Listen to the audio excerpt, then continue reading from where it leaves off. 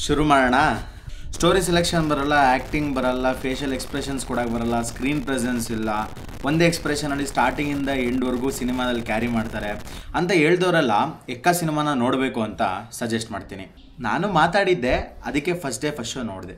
ಇನ್ನು ನಿಮ್ಮೆಲ್ಲರಿಗೂ ಗೊತ್ತೇ ಇದೆ, ಒಂದು ಸೀನ್ ಅಂತೂ ನಮಗೆ ಜಾಕಿ ಸಿನಿಮಾ ಫೀಲ್ಸ್ ಕೊಡುತ್ತಾ, ವೈಬ್ಸ್ ಕೊಡುತ್ತಾ ಅಂತ ಎಕ್ಸ್ಪೆಕ್ಟ್ ಮಾಡ್ತಾ ಇರ್ತೀರಾ. ಬಟ್ ಸಿಂಪಲಾಗಿ ಹೇಳಬೇಕು ಅಂತಂದರೆ every masterpiece has its own. ಅರ್ಥ ಆಯಿತು ಅನಿಸುತ್ತೆ. Ekka return and directed by Rohit Padaki. First reason to watch this cinema ಅಂತಲೇ ಹೇಳ್ಬೋದು. ಬಿಕಾಸ್ ಅವರ ಒಂದು ರೈಟಿಂಗ್ ಮತ್ತು ಡೈರೆಕ್ಷನ್ ವರ್ಕು ಸಿನಿಮಾನ ನೋಡಂಗೆ ಮಾಡುತ್ತೆ. ವೆಲ್ ರಿಟರ್ನ್ ಆ್ಯಂಡ್ ಎಕ್ಸಿಕ್ಯೂಟೆಡ್ ಅಂತಲೇ ಹೇಳ್ಬೋದು. ಏನಕ್ಕೆ ಅಂತಂದರೆ actually I was astonished because surprising ಆಗಿತ್ತು. ಎಕ್ಸ್ಪೆಕ್ಟ್ ಮಾಡಿರಲಿಲ್ಲ ಗುರು. It came with something else. ಒಂದು ಹೋಲ್ಸಮ್ ಆ್ಯಕ್ಷನ್ ಪ್ಯಾಕೇಜ್ ಸಿನಿಮಾ ಅಂತಲೇ ಹೇಳ್ಬೋದು. ರೋಹಿತ್ ಪದಕಿ ಅವರು ಒಂದು ಪ್ರಾಪರ್ ಆಗಿ ಹೋಮ್ ವರ್ಕ್ ಮಾಡಿಕೊಂಡು ರೈಟಿಂಗ್ ಮಾಡಿದರು. Because every dialogues and every sequence, every scenes all well executed. Because ಪ್ರತಿಯೊಂದು ಕ್ಯಾರೆಕ್ಟರು, ಒಂದು ಚಿಕ್ಕ ಏಜಿನ ಕ್ಯಾರೆಕ್ಟರಿಂದ ಏಜ್ ಆಗಿರೋ ಕ್ಯಾರೆಕ್ಟರ್ವರೆಗೂ ಪ್ರತಿಯೊಂದು ಕ್ಯಾರೆಕ್ಟರ್ ಕೂಡ ಕನೆಕ್ಟ್ ಆಗುತ್ತೆ. ಅಂದರೆ ಒಂದು ಕನೆಕ್ಟಿವಿಟಿ ಕೂಡ ಕೊಡುತ್ತೆ. ಯಾವುದೇ ಕ್ಯಾರೆಕ್ಟರ್ ಕೂಡ ಇಂಟ್ರೊಡ್ಯೂಸ್ ಆದರೂ ಕೂಡ ಅದನ್ನು ಮೀನಿಂಗ್ಲೆಸ್ ಆಗಿ ಬಿಟ್ಟಿಲ್ಲ. ಪ್ರತಿಯೊಂದಕ್ಕೂ ಒಂದು ಮೀನಿಂಗ್ಫುಲ್ ಆಗಿ ಆ ಕ್ಯಾರೆಕ್ಟರ್ಗೆ ಡೈಲಾಗ್ಸ್ ಆಗಿರ್ಬೋದು ಮತ್ತು ಪ್ರೆಸೆನ್ಸ್ ಆಗಿರ್ಬೋದು ಕೊಟ್ಟಿದ್ದಾರೆ. ಸಾಕಷ್ಟು ಫಿಲಾಸಫಿ ಲೈನ್ಸ್ನ ಆ್ಯಡ್ ಮಾಡಿದ್ದಾರೆ, ಆದರೆ ಅದು ಬೋರ್ ಆಗಲ್ಲ, ಮಜಾ ಕೊಡುತ್ತೆ. ಇನ್ನು ಕೆಲವೊಂದು ಹ್ಯೂಮರ್ ಇರುವಂಥ ಕಾಮಿಡಿ ಲೈನ್ಸ್ಗಳು ಖಂಡಿತವಾಗ್ಲೂ ನಿಮ್ಮ ಮುಖದಲ್ಲಿ ನಗುನ ತರಿಸುತ್ತೆ. ನನಗೆ ಎಲ್ಲದಕ್ಕಿಂತ ಇಷ್ಟ ಆಗಿದ್ದು ಕ್ಯಾರೆಕ್ಟರೈಸೇಷನ್. ಏನಕ್ಕೆ ಸ್ವಲ್ಪ ರಾ ಆ್ಯಂಡ್ ಡೀಸೆಂಟಾಗಿ ಎಲ್ಲ ಮಿಕ್ಸಪ್ಪಲ್ಲಿ ಕೊಟ್ಟಿರೋದು ಕೂಡ ಒಂದು ಸ್ವಲ್ಪ ಅನ್ಫಿಲ್ಟರ್ಡ್ ಆಗಿ ಕೊಟ್ಟಿದ್ದಾರೆ. ತುಂಬ ಚೆನ್ನಾಗಿ ಕೊಟ್ಟಿದ್ದಾರೆ. And the second reason to watch is of course Charan Raj. Is a musician ಗುರು. ಅಂದರೆ ಮ್ಯೂಸಿಷಿಯನ್ ಅಲ್ಲ, but still he did a magic in the cinema. ಅಂದರೆ ಪ್ರತಿಯೊಂದು ಲಿರಿಕ್ಸ್ಗೂ ಕೂಡ ಜೀವ ತುಂಬಿದ್ದಾರೆ. ಪ್ರತಿಯೊಂದು ಬ್ಯಾಕ್ಗ್ರೌಂಡ್ ಸ್ಕೋರ್ ಆಗಿರ್ಬೋದು ನಿಮ್ಮನ್ನ ಎಂಗೇಜ್ ಮಾಡುತ್ತೆ. ಅದರಲ್ಲೂ ನನಗೆ ಸಾಂಗ್ ಪ್ಲೇಸ್ಮೆಂಟ್ಸ್ ನಂಗೆ ತುಂಬ ಇಷ್ಟ ಆಯಿತು. ಒಂದು ಇಂಟ್ರೋ ಸಾಂಗಿಂದ ಹಿಡಿದು ಒಂದು ಪ್ರೀ ಇಂಟರ್ವಲಲ್ಲಿ ಒಂದು ಸಾಂಗು, ಅದು ಬಿಟ್ಟರೆ ಪೋಸ್ಟ್ ಇಂಟರ್ವಲಲ್ಲಿ ಒಂದು ಸಾಂಗು, ಯಾವುದನ್ನ ಎಲ್ಲೆಲ್ಲಿ ಹೇಗೆ ಪ್ಲೇಸ್ ಮಾಡಬೇಕು ಪರ್ಫೆಕ್ಟಾಗಿ ಮಾಡಿದ್ದಾರೆ. ಬಿಕಾಸ್ ಆ ಒಂದು ಸಾಂಗ್ಸು ನಿಮ್ಮನ್ನ ಇನ್ನೂ ಎಂಗೇಜ್ ಮಾಡುತ್ತೆ. ಬಿಕಾಸ್ ಸ್ಟಾರ್ಟಿಂಗಿಂದ ಎಂಡ್ವರೆಗೂ ಗ್ರಿಪ್ ಆಗಿ ಕೂರಿಸುತ್ತೆ. And the third reason to watch is of course producers. ನಮ್ಮ ಇಂಡಸ್ಟ್ರಿಲಿ ಇರುವಂಥ ಎಲ್ಲ ಹೆಸರು ಮಾಡಿರೋ ದೊಡ್ಡ ದೊಡ್ಡ ಪ್ರೊಡ್ಯೂಸರ್ಸ್ ಎಲ್ಲ ಒಟ್ಟಿಗೆ ಬಂದು ಒಳ್ಳೆ ಸಿನಿಮಾಗೆ ದುಡ್ಡು ಹಾಕಿದ್ದಾರೆ. ಅದೇ ಥರ ಸಿನಿಮಾ ಕೂಡ ಮಾಡಿದ್ದಾರೆ. ಬಟ್ ಎಲ್ಲೋ ಒಂದು ಕಡೆ ಆ ಒಂದು ಬಜೆಟಲ್ಲಿ ಫ್ರೀಡಮ್ ಇರೋದಕ್ಕೆ ಇಂಥ ಒಂದು ಒಳ್ಳೆ ಪರ್ಫೆಕ್ಷನ್ ಮತ್ತು ಒಂದು ಒಳ್ಳೆ ಸಿನಿಮಾ ಬಂದಿದ್ದಕ್ಕೆ ಕಾರಣ ಆಯಿತು ಅಂತ ನನಗನ್ಸುತ್ತೆ.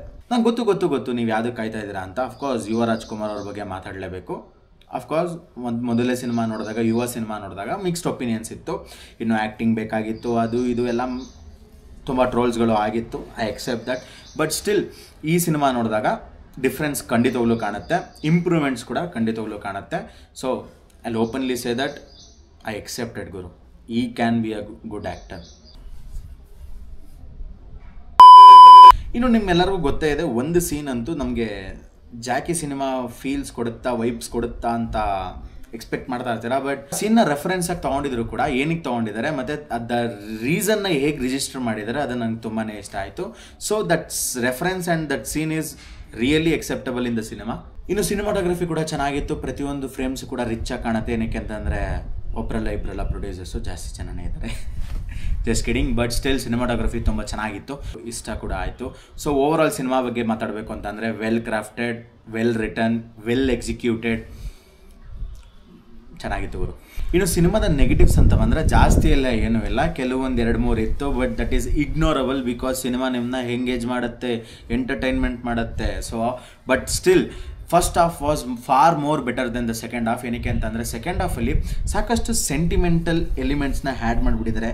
ಸೊ ಬಟ್ ಕಣ್ಣೀರೆಲ್ಲ ಹಾಕ್ಸಲ್ಲ, ಬಟ್ ಸೆಂಟಿಮೆಂಟ್ ಫೀಲ್ ಆಗುತ್ತೆ ಗುರು. ಬಟ್ ಸ್ಟಿಲ್ ಸ್ಟೋರಿ ಆ ಥರನೇ ಎಂಡ್ ಆಗಬೇಕಾಗಿತ್ತು. ಪ್ರತಿಯೊಂದಕ್ಕೂ ಕನೆಕ್ಟಿವಿಟಿ ಚೆನ್ನಾಗಿ ಕೊಟ್ಟಿದ್ದಾರೆ, ಪ್ರತಿಯೊಂದು ಕ್ಯಾರೆಕ್ಟರ್ಗೆ ಕನೆಕ್ಟಿವಿಟಿ ಚೆನ್ನಾಗಿ ಕೊಟ್ಟಿದ್ದಾರೆ, ಮತ್ತು ಸ್ಟೋರಿ ಕನೆಕ್ಟಿವಿಟಿ ಚೆನ್ನಾಗಿದೆ. ಪ್ರತಿಯೊಂದಕ್ಕೂ ಎಕ್ಸ್ಪ್ಲನೇಷನ್ ಸಿಗುತ್ತೆ. If you want my personal opinion, second ಹಾಫಲ್ಲಿ ಅಷ್ಟೊಂದು ಸೆಂಟಿಮೆಂಟ್ನ ತೋರಿಸೋದಕ್ಕಿಂತ ಸ್ವಲ್ಪ ತೋರಿಸಿ ಇನ್ನೂ ಎಂಗೇಜ್ ಮಾಡಿ, ಸ್ವಲ್ಪ ಕ್ಲೈಮ್ಯಾಕ್ಸ್ನ ಏನು ಇವರು ಸ್ವಲ್ಪ ಬೇಗ ಮುಗಿಸಿದ್ದಾರೆ ಅದನ್ನು ಸ್ವಲ್ಪ ಆರಾಮಾಗಿ ಮುಗಿಸ್ಬೋದಾಗಿತ್ತು. ಅರ್ಥ ಆಯಿತು ಅನಿಸುತ್ತೆ. ಏನೇ ಹೇಳಿ, ಇಂದಿನ 2-3 ತಿಂಗಳಿಂದ ಯಾವುದೂ ಒಳ್ಳೆ ಸಿನಿಮಾ ನೋಡದೆ ಬೇಜಾರಾಗಿದ್ದಿದ್ದಕ್ಕೆ ಒಂದು ಒಳ್ಳೆ ಸಿನಿಮಾ ಸಿಕ್ತು, ಒಂದು ಮ್ಯೂಸಿಕಲ್ ಬ್ಲಾಕ್ ಬಸ್ಟರ್ ಸಿಕ್ತು. ಅಂದರೆ ಕಥೆನೂ ಇದೆ ಗುರು, ಚೆನ್ನಾಗಿದೆ, ಆ್ಯಕ್ಟಿಂಗು ಇದೆ. ಅದನ್ನು ನೀವು ಸಿನಿಮಾದಲ್ಲೇ ನೋಡಿ ತಿಳ್ಕೊಳ್ಳಿ. ಮತ್ತೆ ಸಿಗೋಣ. ನಗ್ನಾಗ್ತಾ ಇರಿ. Signing off. ಅಷ್ಟೇ.